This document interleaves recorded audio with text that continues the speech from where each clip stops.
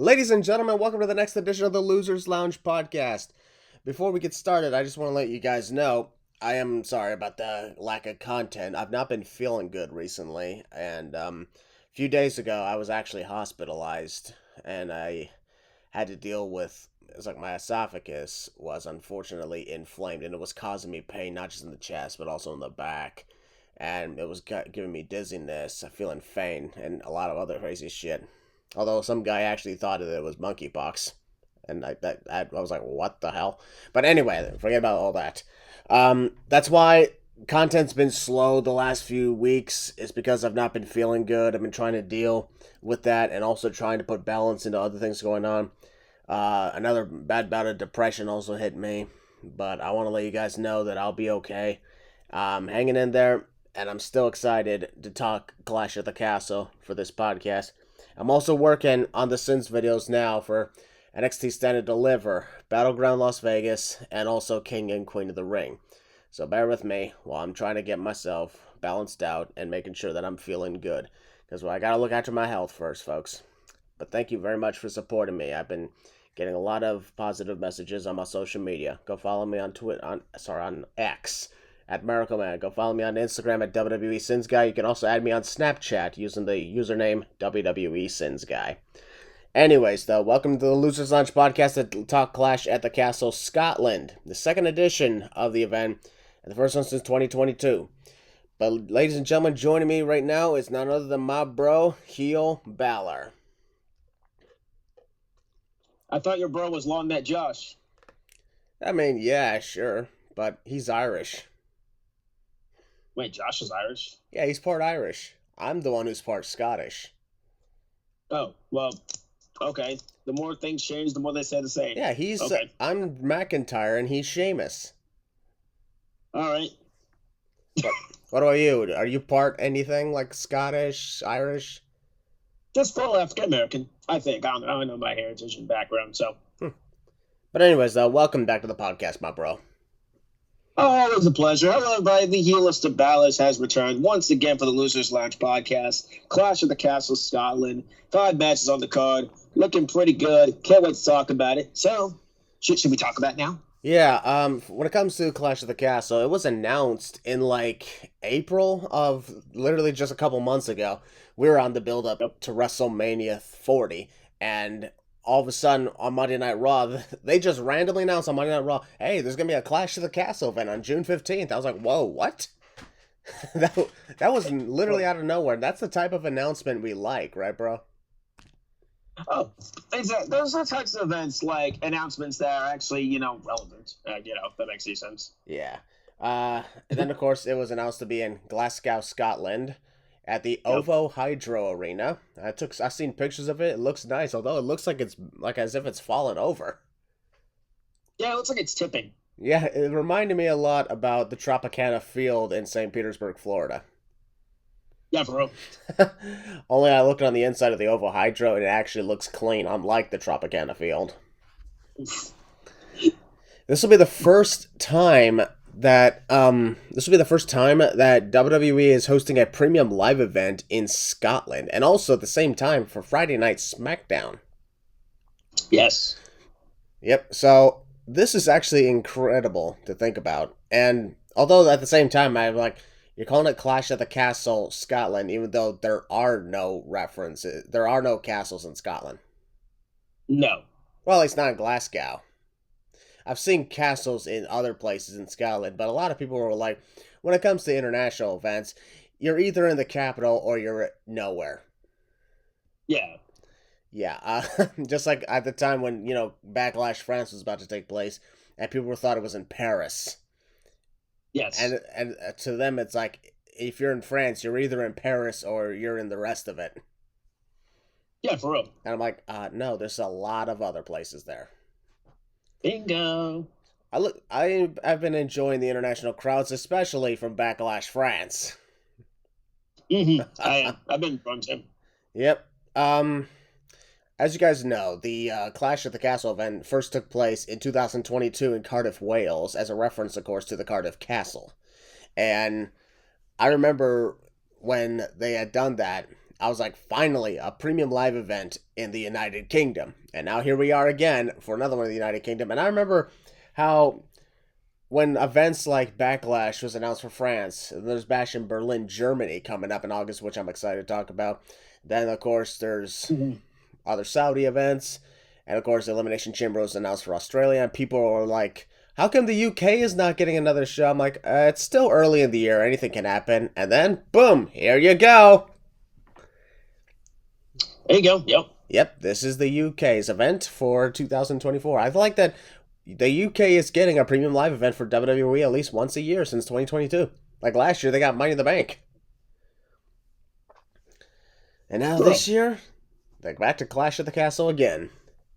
Scotland. Hell yeah. Really makes you wonder which country is next. That's the exciting part. We don't know. It's the one thing about these things. It's like you never know what country, like you said, is going to be next for the next big events.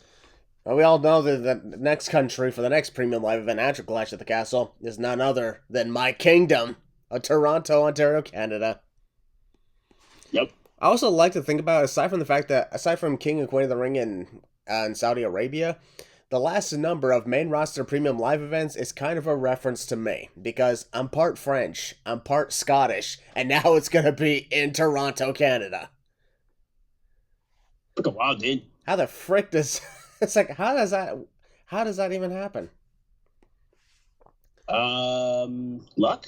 Yeah. Yeah, at this point, everything is luck. And I'm glad in this case, luck was on my side. I honestly didn't think we would have a Clash at the Castle event on June 15th. And that's because, like, there's like a 5 to 6 week gap between King and Queen of the Ring and Money in the Bank. And I kind of figured, okay, they're going to build up Money in the Bank for like 6 weeks and make it a huge deal. But then they announced randomly in the middle of Monday Night Raw in April, they're like, oh no, Clash of the Castle is going to be on June 15th. I'm like, oh, okay. So it's at the OVO Hydro Arena in Glasgow, Scotland, and I am looking forward to this. I'm looking forward to this because there's a lot that can be talked about, especially for the match we're going to save for last. And I'm pretty sure Willie knows exactly what I'm talking about. Oh, always. Yeah, hell yeah. But that, of course, is the main event. We're going to start to talk about the 5 matches on the card. Yeah, once again, folks, we have 5 matches. Just the 5. And I don't mind this because... it's actually really cool to think about. Less is more here. Oh, yeah, always, in my opinion, as well. I agree. Yeah, it really does give you that NXT TakeOver vibe where every match is given a substantial amount of time. Yes. 5 matches, maybe 6 if we're lucky, but it's a 3-hour event. That's the perfect amount. We're going to start things up by talking about a triple threat match for the WWE Women's Tag Team Championship. The champions Bianca Belair and Jade Cargill are defending against Shayna Baszler and Zoe Stark and Scotland's own Alba Fire and Isla Dawn. So as you can see, folks, in 3 out of the 5 matches, we have, yes, Scottish wrestlers competing. So they're definitely going to get quite the reception. Which they deserve. Absolutely, yeah. Alba Fire and Isla Dawn, it's about time that they're showing themselves. The last number of months, we have not seen or heard from them. Catering. That's pretty much why. Catering. Zoe Stark was here. Zoe Stark and Shayna Baszler, they were here and there. And then Shayna Baszler, of course, was involved with the NXT Underground match, which, by the way, in my opinion, could have been handled a lot better. That entire event was pretty fun, but yeah, that could have been handled a little bit more better. And obviously, in my opinion, the main event was just a little bit too short for my liking. Yeah, I agree with that. As on my social media, my final ratings on that event was a 63%. So mixed, but mostly positive. There you go. So there's that to think about. This is a very interesting thing because, as we know, Bianca Belair and Jade Cargill have been promoted as this dominant force, as they've always been. Especially Bianca. She's been a dominant force in the WWE for the last number of years. Jade Cargill, of course, you want her to be like basically Bianca's equal here, so you can set up an eventual feud between the two. I mean, I can see that probably taking place at WrestleMania 41, Las Vegas. Definitely. Maybe. Or maybe as early as SummerSlam in Cleveland, Ohio. Who knows? Potentially. But I do worry at times that that it's not going to be done well. Like just going to be forced on us. And this is the type of feud that if it is eventually going to happen, it absolutely should, be taken on the right steps. Yeah. As for the other two teams, this is a triple threat match, so Jade and Bianca could potentially lose their tag titles, but also not be involved in the decision. So they'd be protected. There's that to think about, but at the same time, I can't see them losing the titles, even though women's tag team title reigns have not exactly been long recently, as we have known. The last time there was a long title reign was Chelsea Green and Piper Niven. Bingo. Yeah, but aside from that, there hasn't exactly been much of any of that. But all the other teams, Katana Chance, Kaden Carter, they had it for a couple of weeks? Yes. Yeah, and then they lost to the Kabuki Warriors, who had it 2 months, to Jade and Bianca, and now, well, it's been about almost 2 months. Actually, it's been 1 month. Oh my god, it's only been a month. Yes. Holy fuck. I've been having a couple of premium live events recently that I'm like, oh my god, I forgot it's been a month since they won the titles. Well, they've been defending them, so I guess that answers that. I guess we're just too used to champions not defending their titles for at least 3 months. Yeah, pretty much. Yeah, so when they actually do defend their titles every couple of weeks, we're like, okay, this is a little bit uncharted. I need to get used to this again. Yeah. But Yo, Balor, I'll start with you because let's be honest, you're the only one here aside from me. So. Yeah. What do you think so far of this triple threat match coming up? I mean, it's one of those showcase matches just put on there just for the sake of it. The women's tag titles, in my opinion, are still non-existent. I will admit that Jade Bianca had been pretty good as champs, honestly. I'm going to give credit where credit's due. Alba Fyre and Isla Dawn, I'm so glad they're back on television, honestly. And, yeah, I really am very happy because they've just been in catering for what? Months? Not really been used. I know not many people can be used. I understand that. But they have so much potential, in my opinion, especially what they've done in NXT. So it's great to see them finally, on, a big stage like Clash of the Castle. Yeah, in my opinion, it's a pretty big stage to think about it. As for Shayna and Zoe, first of all, again, Shayna. Fun shtick at Battleground this past week. Very, very fun. Zoe, still great as ever, in my opinion. I don't know if the whole thing with Sonya Deville apparently being infatuated with them or whatever, or if that leads to something, but leads to something. I really can't say much about this, so I'm just going to predict any of the champions aren't going to retain in this one. Truthfully, of course, I'm wondering on the case, if Alba Fyre and Isla Dawn don't win this, are they going to go back to catering? Yes, pretty much, yeah. Yeah, I got a bad feeling about that. To them, it's probably win the titles in Scotland or go back to catering. That's the part that sucks about women's tag teams. In the women's tag team division, there's only one team involved on the screen, and that's the ones challenging for the titles. The rest are nowhere to be found. Yes. If you're not challenging for the women's tag team titles, we're not going to put you on TV because we don't have time for you. I'm like, if you don't have time for your division, then don't have a tag team division. Maybe have a new mid-card division, like an Intercontinental title. Look at NXT. They already got the NXT Women's North American title. Yeah, girl Clyde Jordan champion, baby. Hell yeah. Yeah, do something like that. That's why I think, in my opinion, women's tag team championships, at least in WWE, unless you get an actual division, don't do it. But yeah. What do I know? And by that, folks, it means if you have a division, you have to use said division, even in non-title matches. Have women's tag teams fighting each other for rights to get the title shot. Exactly. Or just have women's tag teams feuding with each other in non-title feuds. What's wrong with that? They just don't know what they're doing. They just throw people together for the sake of throwing people together. Uh-huh. It's same with the men's division too, so.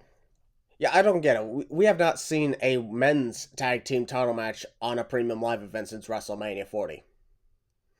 Yeah, that's getting ridiculous. At least they and Raw defended their belts, twice, once. I know Okay. Miz and Truth defended their belts, but that's another story for another day with those two. Yeah, I'll be honest, Miz and R-Truth, I'm surprised that they even successfully defended their titles once, let alone 4 times. I'm sorry, that should have just been a one night only thing. They won the titles, they should have lost them on Raw. That's just me, though. Like a Zack Ryder thing in 2016? Exactly, because it was just a big moment for Truth. Because let's be honest, I love Miz, but honestly, nobody gives a shit about Miz. They just care about R-Truth, but which is fair. I like Truth. Unblock me on Twitter, by the way. Yeah, and also the fact that they beat the Authors of Pain. I'm like, why? Because let's be honest, bro, the Final Testament, they're nothing. They're buried. They're done. They're absolute shit. Yeah, let's be honest. How the hell are we supposed to take them seriously? Exactly. It's like, yeah, folks, you're going for a title about the tag team division now. Because really, let's be honest. What's there to say about the women's tag team championships? What else is there to say about the women's tag team championships? I don't even know at this point. The best champions were Bayley and Sasha Banks. That's about it. Well, I would argue that I enjoyed Nia Jax and Shayna Baszler. Oh, that's fair. I suddenly don't remember that, surprisingly. That's okay. That's all right. But anyway, I honestly believe Bianca and Jade are going to retain here. Yeah. Or if they are going to lose, they're not going to be involved in the decision, but I don't think they're losing. Nah, no way. No. In other words, Scotland is probably going to be 0 for 1 in this case. Yep. What a shame. Anyway, folks, we're going to move on now to the next match. This is for the Intercontinental Championship, the rematch between Sami Zayn and Chad Gable. Now, this is actually a feud worth talking about, right, Willie? Oh, you know it. This has been the best feud, in my opinion, on Raw. Yeah. I've seen Drew McIntyre. Hell, this whole thing is all just because Chad Gable could not beat Gunther several times, and Sami Zayn beat him on the first try. And then Gable was broken. And then Sami Zayn went ahead and actually decided to give Chad Gable a title match as a thank you for helping him get ready for Gunther. Sami Zayn successfully beat him fair and square, and then Chad Gable turned heel. And I'll be honest, I'm like, I don't understand how this at the same time it's cool, and I like the demeanor that Chad Gable has now, especially toward the Alpha Academy. The big story, however, is not Sami Zayn and Chad Gable. The big story is Chad Gable and Otis. Exactly. Which I'm not saying is entirely a bad thing, but it just feels like Sami Zayn is the one on the outside in his own title feud. Yeah, you're not wrong.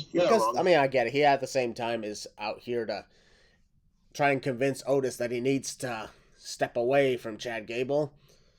And I like the crowd is always getting into it whenever it looks like Otis is about to strike. True.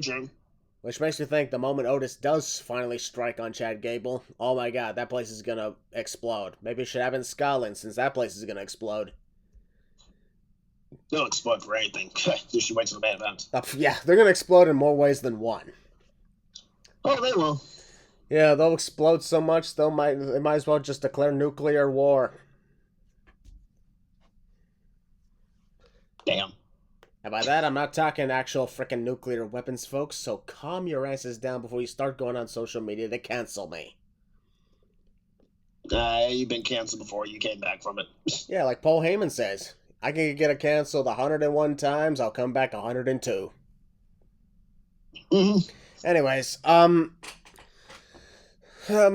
it comes to the whole deal with Chad Gable, I at the same time, like, I can understand it if he, like, the only chance I can see him winning the Intercontinental Championship is if he cheats to win. Exactly. I don't see him being able to successfully beat Sami Zayn fair and square after he lost to Sami fair and square several times. Not to mention losing to Gunther fair and square several times. He couldn't beat Gunther, couldn't beat Sami. So if he actually does beat Sami, I'm like, well, what was the point of that? Just run. I don't know. Yeah, I never understood how somebody could fail so many times only to win on the last try. Because sometimes it works, but sometimes it doesn't. Like, if Chad had lost because of, like, controversy, I can understand that. But if you're someone who's easily lost to someone fair and square multiple times, then I'm like, are you even good in the ring? You can be athletic and everything and put on some good moves, but if you're constantly losing, are you really that good? And that's why for the longest time, I just could not take Chad Gable. I still sometimes can't take him seriously in a singles competition because he loses. And now he's, of course, he's got a new character. He's got a new heel character. He's been like absolutely harassing the Alpha Academy. But I just don't see how him winning the Intercontinental Championship would actually do him well. Unless, of course, the plan is for him to win the IC title and then drop it to Otis. Potentially. Because I have, we heard Otis talk about, like, he reminisced about the times when, he had the Money in the Bank. He had Tucker, Mandy Rose. Remember that? And then he lost everything. Yeah, he did. And Chad Gable helped me. I'm like, no, he didn't. I mean, kind of. Okay, let's be honest. Yes, he did. But at the same time, no, he didn't. Sami Zayn, of course, tries to tell Otis that he's like, no, Chad Gable's not the reason that you're you. I'm like, actually, he kind of is. Without Chad Gable, let's be honest, Maxine Dupree, Akira Tozawa, and Otis, where the fuck would they be right now? Well, nobody gives a shit about Tozawa. Maxine's actually coming to her own with a good character in what she's doing, and she's probably in the maximum male models if they were still around. And Otis, I don't know where he'd be. Probably, he's very good at what he does, so probably maybe a comedy act's what he'd be doing. Yeah, I remember like late 2019, early 2020 when Otis became a huge deal. Went as far as to having a WrestleMania victory over Dolph Ziggler. Yeah, that should have been in front of a bigger crowd. Oh well, that's all good. Then he had his Beauty and the Beast moment, if you remember that. Yep, tales as old as time. Yeah, I still not seen any of those movies. Wow, you are uncultured as hell. I mean, I got Disney Plus. I can watch it anytime I want. Exactly.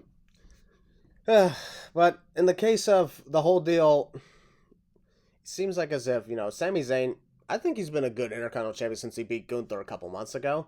But yeah, he's been good. Almost all the time, it's just been about one person. I mean, I'm not saying that's entirely a bad thing. Of course, no, not a deal at all. What I'm saying is Sami Zayn is on the domination side here. Chad Gable is the one who's just constantly struggling. Sami Zayn's got nothing to worry about. Not really. No, he doesn't. And so that's why I'm excited to hopefully see this match do great. If Chad Gable, I think honestly Chad Gable's going to win the title. I just got a feeling he's going to do it. He's going to do it. And as we all know, yep, he's going to win the title. He's staying with the company, folks. He ain't leaving. Yeah. No. And it's going to set up a summer feud with Otis. Yes, that will probably culminate in Otis winning the title. And I honestly will not be against that. Exactly. Because let's be honest, Otis is a great wrestler. He is. People don't give him more credit, honestly. Although, actually, at the same time, how cool would it be if the references to Tucker was because Tucker's actually coming back? Yeah, no thanks. I'm good. You don't want Heavy Machinery back again? Nah, I don't know. I don't really get the hype of Heavy Machinery. But, yeah, people want to do it, then fine, I guess. We'll bring him back, I guess. I don't know. Yeah, but my final prediction is I think Chad Gable's winning the title. What do you think? I've really been enjoying the storyline that's been happening with this on Raw. Like I said earlier, with the whole thing with CM Punk and Drew McIntyre, that's been the number one thing with Raw. And this one's been probably the second best thing on the show. It's the thing that I've been most looking forward to the entire time with Raw on nowadays because, it has my attention. You have Chad Gable, who finally just snapped, and understandably so. You kept losing and losing and losing, and where you go more than losing, you just snap. You got nothing else to do, you just snap. He's now abusing his own crew. He made Maxine Dupree beg, get on her hands and knees, which I was like, dude, that's edgy as hell. I know she said back in the ads, but I was like, even now, it's like, that is edgy. But he almost beat Otis with a freaking belt, for God's sakes, and disciplined that man. He's been getting the best of Sami Zayn week in and week out. Otis, his story of like breaking away and stuff like that from the abuse like that. It's been very good storytelling in my opinion. Sammy, I've really been enjoying the Intercontinental champ. Again, I really do think Chad Gable should have won at WrestleMania and should have won the Gauntlet match back in April. But it is what it is. Is Chad Gable going to win? Now, here's the thing, first of all. Am I going to care about Chad Gable as the Intercontinental champion if he wins the title? Because for me, I've been waiting for Chad to get a singles gold for at least a few good years because he's that good of a wrestler. He has the heat now that's warranted. In my opinion, he's almost up there with Dominic, in terms of heat and how much he's getting booed. I do appreciate it. And the "You Suck" chants are a good add-on to what he's been doing as well. And it's like, well, we care when Chad Gable wins the Intercontinental Championship. Like you said, you keep losing and losing and losing, like Christian says. How long until people don't care? But that's neither here. That's up to the imagination. If you want to interpret it as like, do you care? Do you not care? It's all up to the audience out there for them to care or not. My prediction, I do think that Chad Gable is going to win the Intercontinental Championship by cheating. I think it's going to come with a miscommunication of Otis, probably. Maybe Otis accidentally flattens Sami Zayn and causes Chad Gable to win. But yeah, in the end, I do have Chad Gable win the Intercontinental Championship finally. And going on a little, like you said, a summer feud with Otis. One thing I know is the summer is quickly approaching. The heat is already here, folks. Well, trust me, it is. It's insane outside, folks. It's insane outside here, too. God. But yeah, this is the last Premium Live event before the actual official summer days hit. Yep. And, well, we have a lot coming up for that. If we can get a great feud with Chad Gable and Otis, perhaps maybe a SummerSlam match, who knows? Potentially, yes. You never know. Anything is possible at this point. But ladies and gentlemen, now it's time to move on to the next match, and this is for the WWE Women's Championship. The champion, Bayley, is defending against Scotland's very own Piper Niven. Not the first time, of course, that Piper Niven is challenging for a singles title on a Premium Live event, as when she was due drop, she challenged Becky Lynch at the 2022 Royal Rumble, which we don't talk about. No, I actually don't remember that match, honestly. It's okay. That's the reason why I said we don't talk about it. It's because a lot of people don't remember it. Yeah, I really legitimately don't. I'm not going back and watching that show either, but it's like, I don't remember that match. I know Bex won, but it's like, I don't remember a match. Yep. As I kind of had a feeling that this was going to be a match on the event because, once again, Scotland and Piper Niven and Chelsea Green have been feuding with Bayley. Although some of my friends, for whatever reason, were hoping a triple threat with Chelsea Green. I'm like, nah. Nah, it doesn't make any sense. Nah, it has to be Piper Niven and Bayley one-on-one because, let's be honest, adding Chelsea Green in it, making a triple threat would not be cool because these two are still a fully fledged tag team. Yes. So, although I do love how Chelsea Green said, we will become the new women's champion. She's foreshadowing probably for next month. Insert that one meme, of course, from The Fresh Prince of Bel-Air. We? That's ready.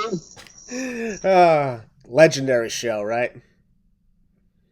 I've only watched it once. Okay, to be honest, I've never watched The Fresh Prince of Bel-Air. My friends always go on to me about it. Probably the people in the comments are going to do the same thing.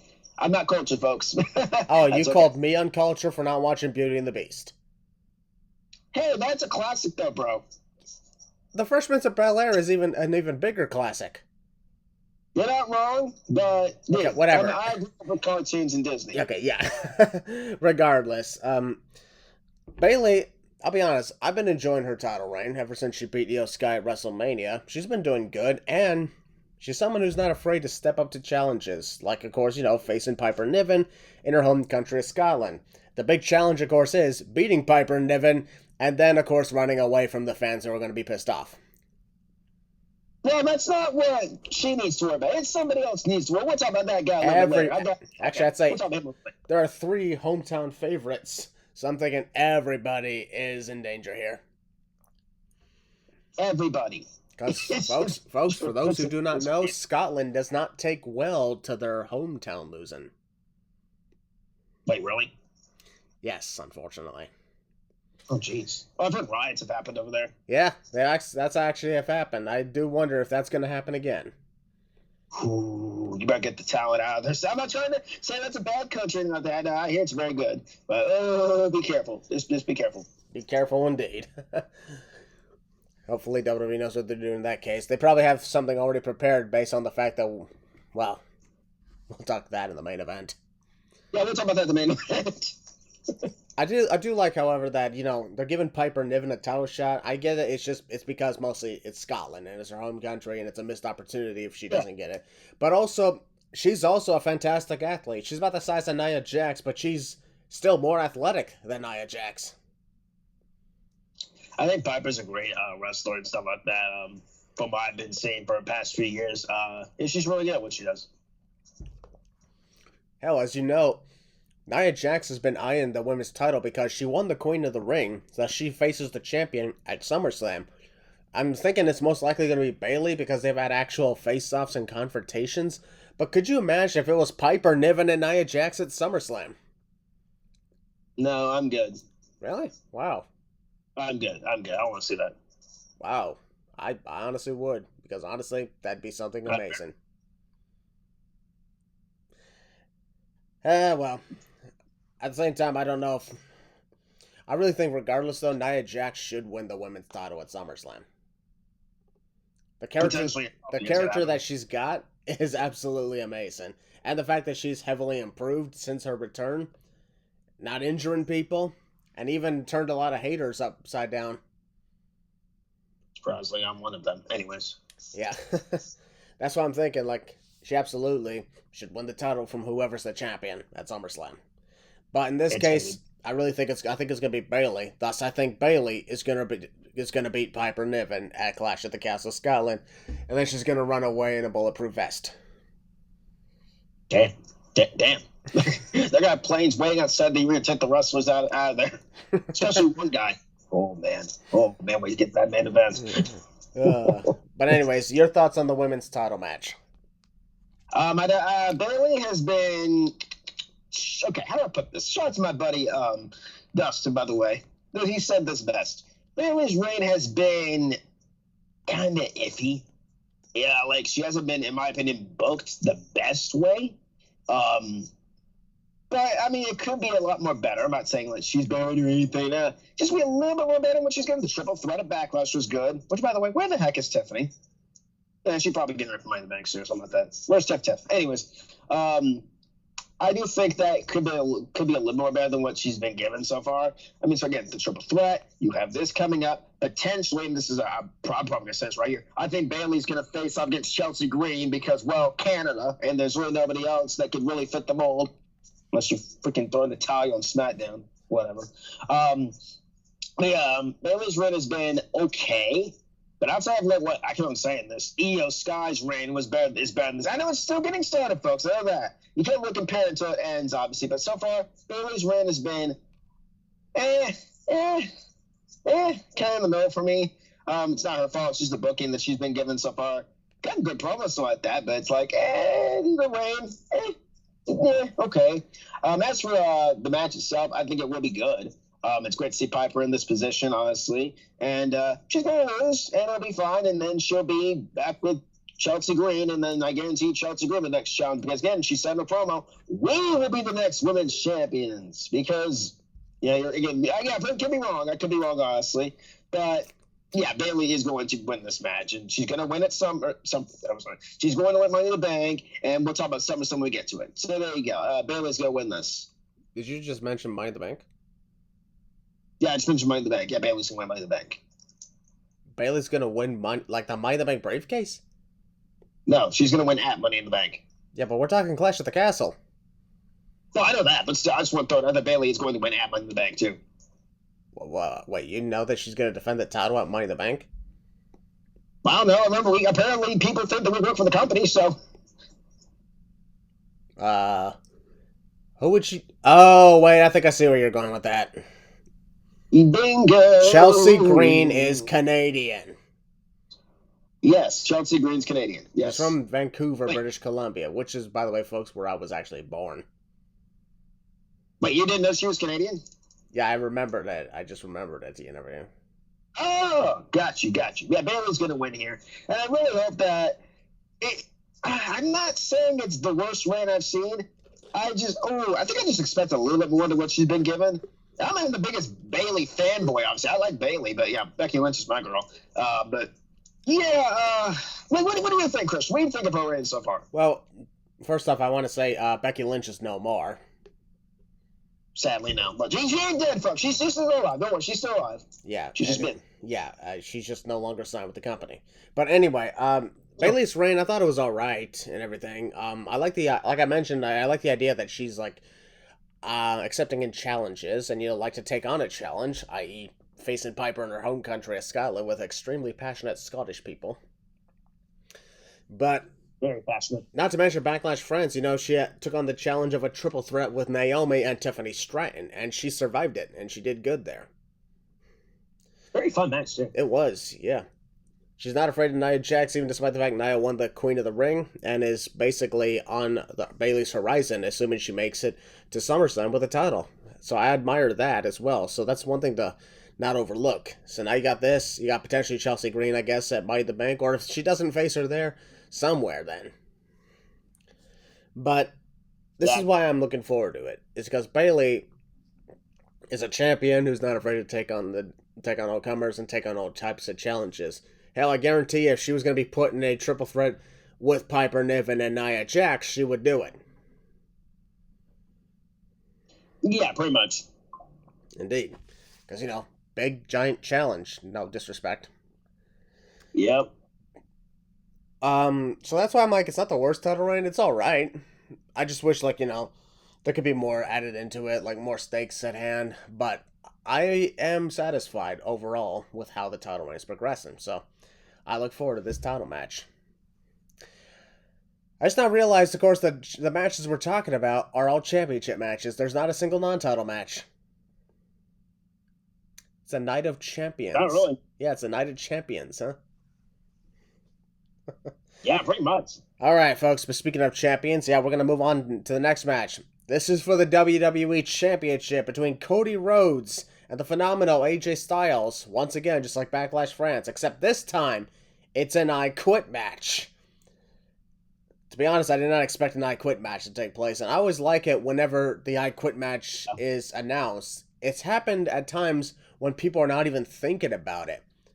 These days, everybody just assumes last man standing match, right?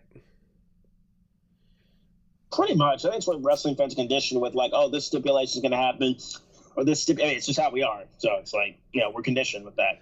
And it makes sense that this is an I Quit match, as because AJ Styles put on a Mark Henry-style fake retirement, complete with a colored suit and everything. And then faked out Cody Rhodes and attacked him. Thus, Cody Rhodes decided, okay, fine, you want a title match against me, you got it. Except I'm going to make you say the words you should have said the previous week, and that's I quit. Yep. So, I gotta say, I really think that this is a match where I can't see either man saying it. For once, there's an I Quit match where I just can't see either man saying it.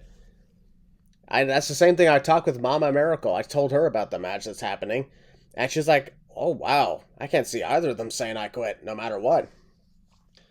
AJ Styles is undefeated in I Quit matches, as has been shown. He's competed in several of them over in TNA.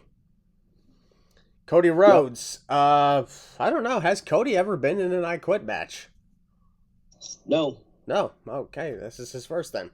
But AJ Styles has, he has the experience of this, but of course Cody Rhodes is now the American Nightmare. So in other words, this version of him has, it's a lot different than, let's say, the dashing Cody Rhodes we did in an I Quit match. Yep. But yeah, AJ Styles has beaten, looking through his history actually, he has beaten wrestlers including Booker T, Tommy Dreamer, and Christopher Daniels in I Quit matches.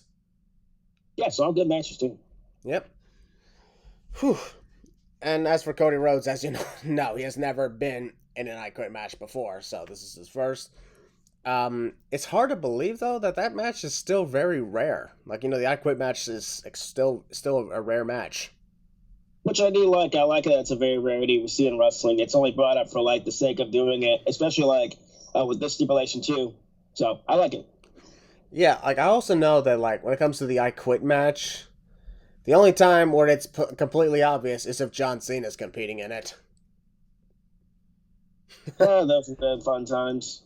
I don't know why, but because of this, I want to see Cody Rhodes defend the WWE title against John Cena in an I Quit match. I'm like, okay, I dare you to see who's going to say those words now. Let's be honest, Cena would win that match. Would he? Yes. What if it was against Tribal Chief Roman Reigns? Roman would win that match. Would he? Yes. Buzz? Wait, that's Toy Story. Fuck. Classic. Yeah, another classic. Anyway, so yeah, I kind of had a feeling that we'd have another title match between Cody and AJ. I just not expected it to be an I Quit match, and in my opinion, fuck, I hate to say this, but I really think it's kind of a bad mistake as well. Oh, explain. Well, the whole deal about this is AJ Styles feeling like he's running out of time, thus setting up a potential retirement. And of course, that whole deal was, an attack. It was like a passing of the torch moment. Then he attacked Cody Rhodes. Now it's going to be an I Quit match, and he's most likely going to lose. And I'm like, and thus lose his momentum. Again. Although I have seen some things that makes me believe I can see where this is going to go. That's for AJ Styles to have a match at SummerSlam with General Manager Nick Aldis. Honestly, that's probably where they're heading with this whole thing. Although I don't see why they would do that, though.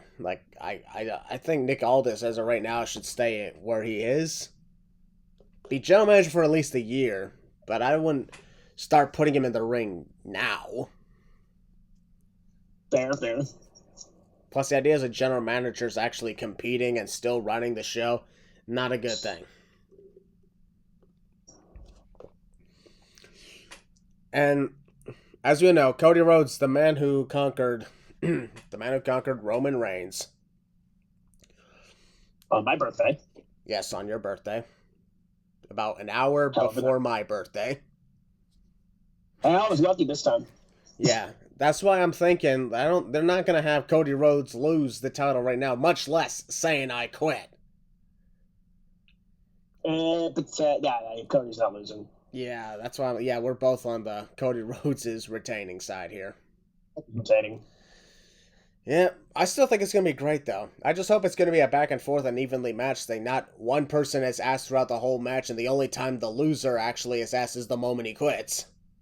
I.e. every time John Cena has an I Quit match, he's asked so many times and he dramatically pauses, looks off into the distance, and says, no.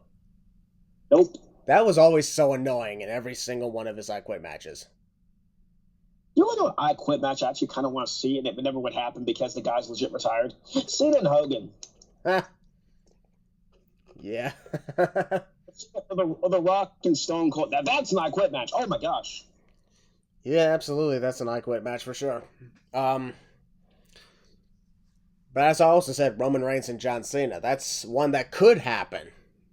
But that also would be the main which one would you choose then moment. That's Cena's retirement match. He's an I Quit.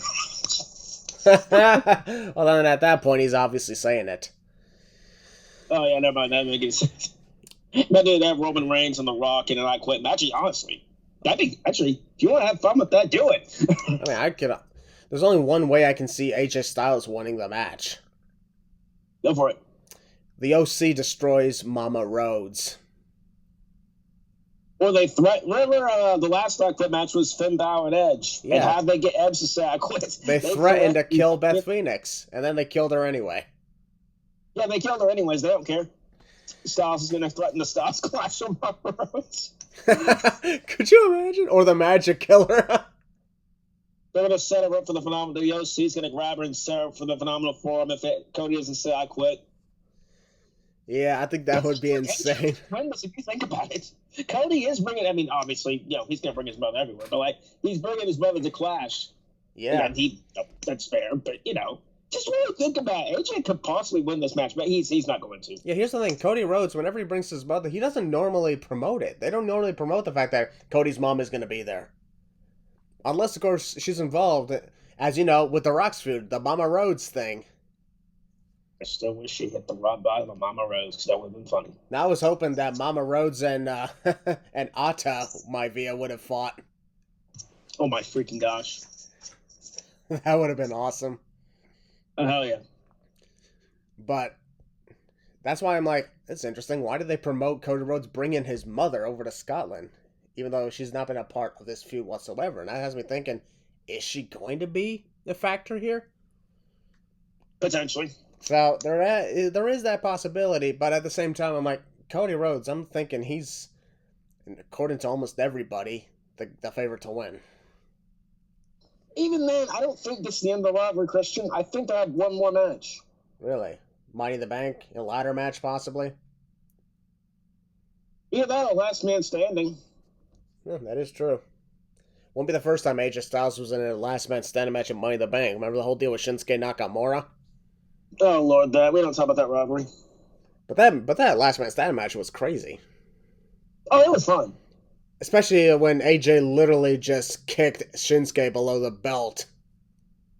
Literally, too. Like, jeez. Yeah, I can still hear that. I could probably feel it, too. Like, holy crap. We're men, of course we can feel that. But, obviously. But, yeah, he probably felt even more worse. Yeah. Thank God it wasn't either of us. We're getting kicked by a wrestler. Oh, God. But at the same time, I don't want to see AJ Styles lose to Cody Rhodes at 3 Premium Live events. Styles is in the part of his career where it's like he's just putting people over, which is fair, but it's like, how much can you really go? You know what I mean? And if he's the face they called this at SummerSlam, I would think AJ should win that one. Oh, obviously he would win that. Yeah, because he needs to at least keep his momentum up somehow. Oh, definitely. But in the meantime, yeah, Cody Rhodes is going to retain the title. Yes, he is. Cody's retaining. And now, it's time to talk the main event. This match is for the WWE World Heavyweight Championship. The Judgment Day is banned from ringside.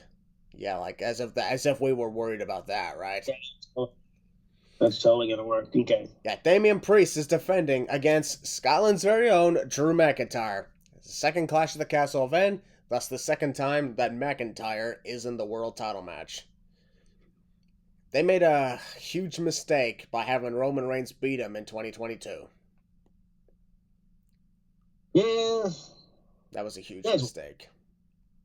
Because everybody was let down. You remember that 60,000 plus people like just shooting to the rafters because McIntyre hit that last Claymore on Roman? I do. Yeah. Honestly, that was the moment Roman's reign should have ended. And it didn't. It ended up going on for another year and a half. Yeah, it did. Crazy times.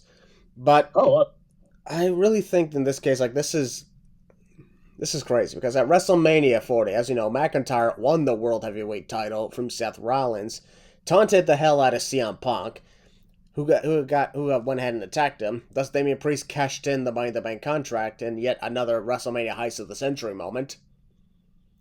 And he had every right to defend himself. I'm just saying, you provoked CM Punk, so he had every right to defend himself. Yeah, that was McIntyre's own fault and everything.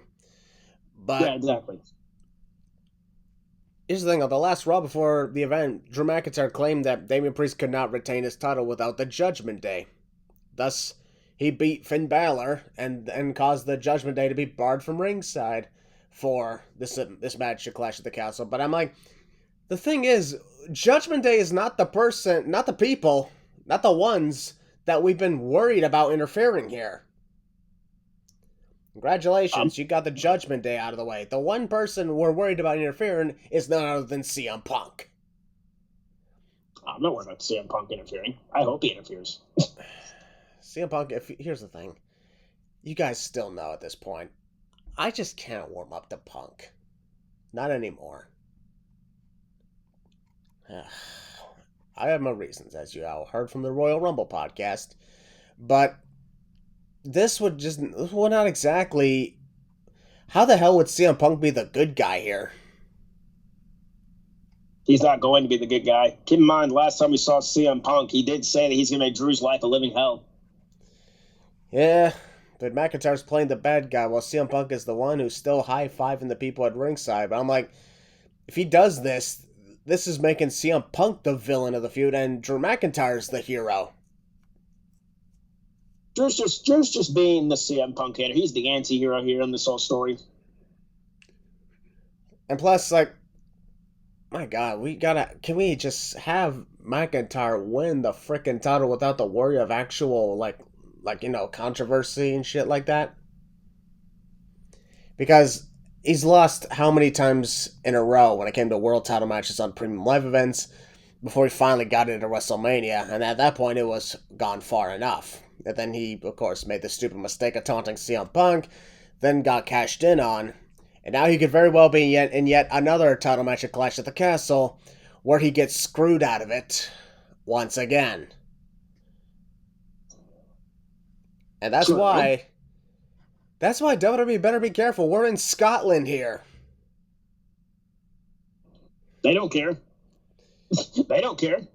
Yeah, this is not going to end well if this happens, because CM Punk is not exactly going to be heavily favored here. Perhaps WWE knows that, and they're still going to go through with it anyway. Switch things around and have Punk turn heel while McIntyre turns face. People are still going to cheer about the guys, honestly, regardless. Punk is still popular as he is. So I don't think they're going to turn him into a bad guy just yet. I would honestly do it because CM Punk, he thrives more as a heel. Well, he does. And he can sure, he may be popular, but he can make people hate him in the snap of a finger. And if he is going to have another feud with Seth Rollins after it got, postponed due to his injury, then I'm like, Punk should be the bad guy here, while Rollins is the good guy. But, yeah, I believe this is going to lead up to Drew McIntyre getting he's going to get cost the world title by CM Punk again. And set up McIntyre and Punk at SummerSlam. Even though, I'll be honest, I would have McIntyre win the world title, defend it against CM Punk at Money at the Bank. Then you can have the match there.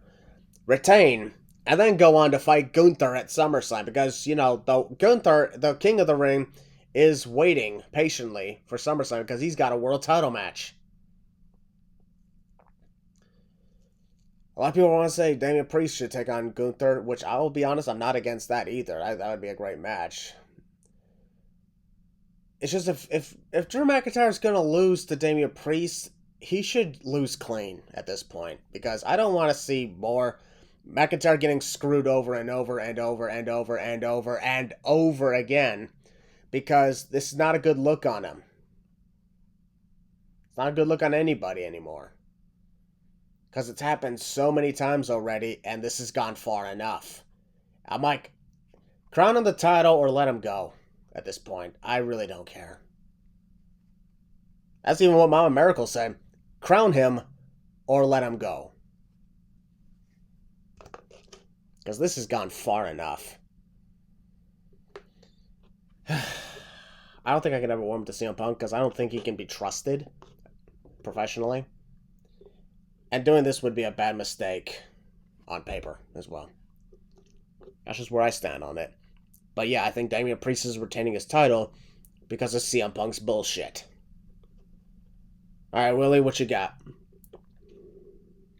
Yes, the main event World Heavyweight Championship. Drew McIntyre, Damian Priest, Judgment Day Bar from ringside. Back up. You just said Money in the Bank. I think I'm excited to get some Money in the Bank. This is Clash of the Castle. Money in the Bank's in 3 weeks. I really think I'm just excited to get Money in the Bank.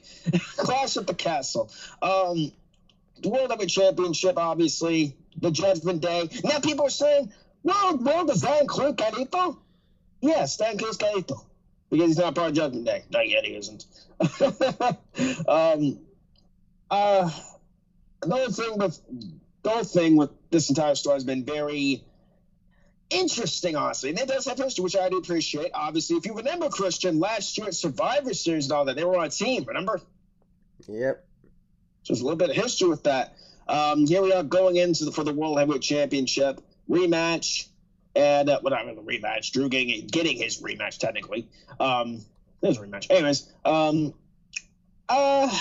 yeah, I'll just say I do think that Damian Priest is going to retain. CM Punk is going to show up. Drew's been, in my opinion, this has been the best Drew McIntyre has been in a good while in his career. His character's really been good. It's very entertaining. He's just a CM Punk hater. I like it. I appreciate it. CM Punk, he's in the near horde there with me. He is what he is. Honestly, I'm, not really big on him, but it's cool. CM Punk. Damian Priest is world champion so far. He's been showing a lot more. It's good. He's been given a lot more mic time, which I appreciate. He's quote unquote winner of the Judgment Day, even though again, you're not. You're pushing everybody around. And didn't you say this past week? You said that this is my Judgment Day. Okay, that's totally going back to bite you in the ass. Yeah, I do think this storyline has been pretty interesting. But with Damian Priest as world champ, I think he's earned it. He's deserved it. I appreciate they're giving him a long reign. And I think it's going to continue with this. I do think that Damian Priest is going to retain the World Heavyweight Championship because of Pepsi Punk. And Pepsi Punk better get the heck out of that country because they're not going to like that. You better get him out of there. They're going to hunt that dude down. And, I do think it will be a fun contest. Now, Damian could win clean. I wouldn't be surprised if Damian – honestly, if CM Punk does interfere, which he probably is, technically, Damian would win clean because there would be nobody else outside of CM Punk technically to make sure he wins clean. It's like, oh, well, why would CM Punk help Damian Priest win? Again, going back to it, CM Punk did say he's going to make Drew McIntyre's life a living hell. And what would make his life a living hell than having him cost him the world title in front of his countrymen? So, yeah, you might as well get the plane all ready for CM Punk to take off because he's going to be the most hated guy in that place, and they're not going to like that. They'll be booed out of the building. Probably going to be cheered. I highly doubt that's happening. And as for Damian, what he does afterwards, I think I'll give him a longer title run with this. I think he's going to go and reach SummerSlam as world champion potentially. And we'll talk about that when we get to that after Money in the Bank. Because let's just say there's already some stuff brewing with Judgment Day that I'm probably going to like. That's all I'm going to say. Probably for God's sakes, Liv Morgan can interfere in this match and help Damian Priest retain. Okay. But yeah, I got Damian Priest retaining the world title because it's CM Punk. Unfortunately, yeah. I would honestly think if CM Punk wants to make McIntyre's life a living hell, why not just take the world title from him? Because CM Punk's not interested in the world championship. And honestly, for me, this is just me. I don't think the world title needs to be in the feud. There's no reason for it. There's no reason for the world title to be in the feud. If anything, CM Punk is just here to make Drew's life a living hell. Oh, we don't even know. Actually, here's the thing. We don't even know if CM Punk is going to be ready by that point anyway. And we're going to find out. For all we know, we're going to match at Money in the Bank, but this is a SummerSlam feud. And potentially I could see this, culminating, maybe, Whipper winning this feud and then inside maybe Hell in a Cell. I mean, who's to say it won't happen at both Money in the Bank at SummerSlam? Well, one has to win one and one has to win the other. So yeah, if I see it, potentially. Honestly, I can see Drew McIntyre entering Money in the Bank after this. He's going to get so fresh and be like, that's it. I'm entering Money in the Bank. I don't see McIntyre doing that at all. Because at that point, he just had CM Punk cost him at WrestleMania. Then he had CM Punk cost him his rematch at Clash of the Castle in his home country of Scotland in front of his family. So at that point, I'm like, I'm not going to go after any briefcase now. I'm going after Punk. Well, he would want to skewer Punk with his sword. So, yeah, that's what he wants to do. Maybe a sword match between CM Punk and Drew McIntyre. Better aim for the fucking head, right? Yeah, go for the fucking head. Anyways, folks, that's going to conclude our predictions to Clash at the Castle Scotland. taking place on Saturday at 2 p.m. Eastern Time. So be sure to get ready for another afternoon of wrestling. It's going to be pretty hot, though. So, in other words, keep your windows open, let the air come in. Especially if it's a nice breeze. For real. I really think it's just going to be fun in general. So. I'm looking forward to it. Yep. The next time we'll see you guys here, like I mentioned before, also I wanted to say one more time, thank you guys for staying patient with me, and I'm sorry that, with the lack of content because I haven't been feeling good. I'm still not feeling well right now. That's why I've been taking it easy while talking. But I'm okay. For the most part, I'm okay, and I'm still doing my work. It's just pretty slow as a result because I'm taking care of myself and also taking care of other things going on in my life. I'm glad you guys support me always. The next time the podcast will be here, we'll be talking at the end of this month, AEW and New Japan Pro Wrestling's Forbidden Door. It's going to be in Long Island, New York. Although it would have been nice if it came back to Toronto again, because that was awesome. Oh, that was good. Yeah, last year was amazing. I still remember. Oh, I was at AEW's Collision. I was at Forbidden Door. And even prior to that, I was at that Harry Potter theater play. That was the first time I ever been at a theater performance. Yep. Yeah, so that was a great weekend. But yeah, right after that, of course, we'll be talking Money in the Bank weekend. But instead of doing 2 podcasts to talk Money in the Bank and then another one for NXT Heatwave, we're going to do both of them on the same podcast because it's on the same weekend in the same venue. So it's all part of a combo. Folks, you're getting a combo podcast for that one. Yes, you are. I also want to let you guys know that, folks, I'm going to officially announce that we will not be doing a podcast to SummerSlam because I will be unavailable. Even the week prior to SummerSlam, I will be gone. I will be in the United States. I'll be traveling. I'll be on vacation. So I'm just giving the heads up ahead of time here. So if you want to get but predictions videos, go check out Heel Balor's YouTube channel. The link is in the description. He'll definitely sort you guys out. Of course. I will be updating everybody on that stuff, so get ready, folks. Absolutely. Heel Balor is fantastic at everything he does, and that's why he's always been here. I ain't gonna go anywhere, let's be honest here. Yep, I hope you're ready for Clash of the Castle, and I'm excited for it as well. And Heel Balor, you know exactly what to do. Yeah, you know, man. We're the losers, and this is our lounge. We'll see you on the next one, folks.